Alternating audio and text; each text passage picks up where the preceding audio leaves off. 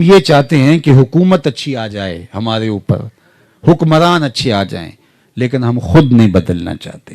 کبھی بھی ایسا نہیں ہوگا. یہ اللہ کا ایک نظام ہے. اعمالکم امالکم، تمہارے اعمال ہی تمہارے امال ہوں گے. جس طرح کے عمل ہوں گے اس طرح کے حکمران آئیں گے. کسی نے حجاج بن یوسف سے کہا، جو بہت بڑا ظالم شخص گزرا ہے تاریخ کا.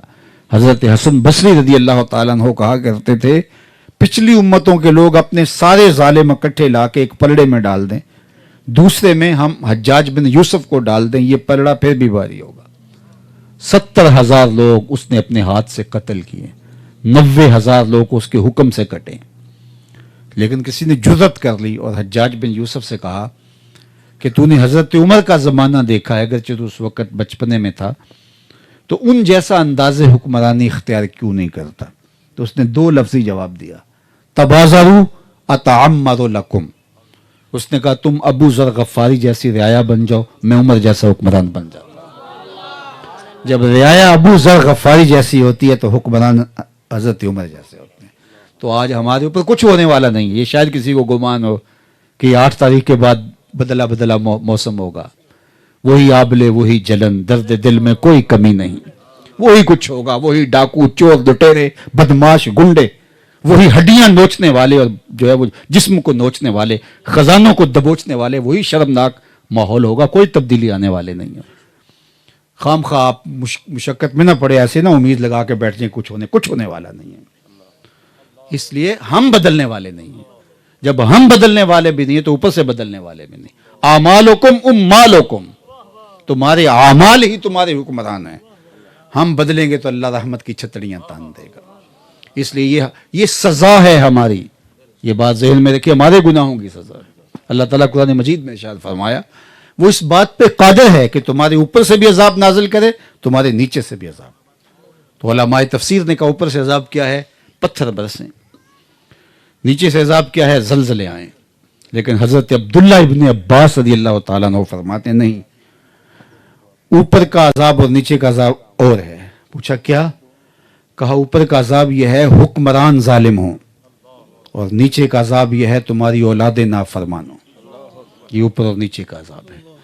تو آج اس عذاب میں ہم جکڑے ہوئے ہیں اور جکڑے رہیں گے جب تک ہم سچی توبہ نہیں کرتے، اجتماعی توبہ نہیں کرتے. اور وہ ہم تیار نہیں ہیں تو کرنے کے لیے. ہم اپنے آپ کو بدلنے کے لیے تیار ہی نہیں ہیں. اور اللہ کا نظام ہے کہ جب کوئی اپنے آپ کو بدلنے کے لیے تیار نہیں ہوتا، اللہ اس قوم کی حالت کبھی بھی نہیں بدلتا. کشادہ کر لَنَهْدِيَنَّهُمْ سُبُلَنَا. اللہ کہتا ہے آئے صحیح، میں ایک نہیں کئی راستے کھولتا ہوں. کوئی آئے تو صحیح. ہم تو مائل بکرم ہیں، کوئی سائل ہی نہیں.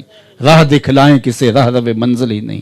جلوائے طور تو موجود ہے، کوئی موسیٰ ہی نہیں. کچھ سچی طلب سے آئے تو اسے دروازے کھول دیتے. لیکن جب تم نہیں بدلنا چاہتے تو تمہارے اوپر یہ سزا کے طور پہ مسلط ہوتے رہیں گے اور یہ ہوتا رہے گا تمہارے ساتھ. خوش فہمی اگر پال لو تو یہ تمہاری مرضی، لیکن یہ ہونے والا کچھ نہیں ہے. تو آئیے میں اور آپ اپنے آپ کو بدلیں، اپنی زندگی کو تبدیل کریں. آغاز یہاں سے ہوگا اور اس جسم کا آغاز یہاں دل سے ہوگا. وہ کسی نے کہا تھا نا، کعبے گیا گل نہیں مک دیجئے دلو نہ مکائیے. یہاں سے آغاز لیں اور پھر پورے بدن کو، پھر اپنے گھر کو. قو انفسکم واہلیکم نارا وقودھا الناس والحجارہ. اللہ نے قرآن نے یہ ضابطہ دیا ہے، قو انفسکم، پہلے اپنے آپ کو بدلو. اس کے بعد فرمایا واہلیکم، اور پھر اپنے اہل خانہ کو جہنم کی آگ سے بچاؤ. وقودھا الناس والحجارہ، جس کا ایندھن انسان اور پتھر ہیں.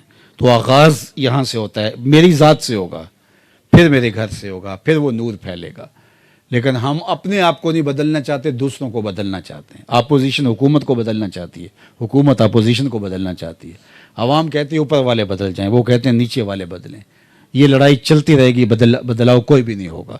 تو مجھے اپنے سے آغاز کرنا ہے، آپ کو اپنے سے آغاز کرنا ہے. اور اپنی زندگی ہم قیامت کے دن اپنا اپنا فرد عمل لے کے اللہ کے حضور پیش ہوں گے. اللہ تعالیٰ میرے ملک کی خیر فرمائے.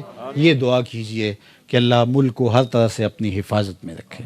ورنہ جو ظاہری اسباب ہیں وہ تو ایسے ہی ہیں. وہ کیا کسی نے کہا تھا کہ جب میں کہتا ہوں الہی میرے احوال دیکھ، حکم ہوتا ہے اپنا نامہ اعمال دیکھ. تو اس لیے ہمارا نامہ اعمال تو یہ ہے کہ پتھر برسیں آسمان پہ، لیکن پھر بھی حضور کا صدقہ ہے کہ اس امت کی شکلیں نہیں تبدیل ہوتی. اس کے پتھر نہیں اس کے اوپر پتھر نہیں برستے. تو اللہ حضور کے صدقے ہمیں معاف فرمائے.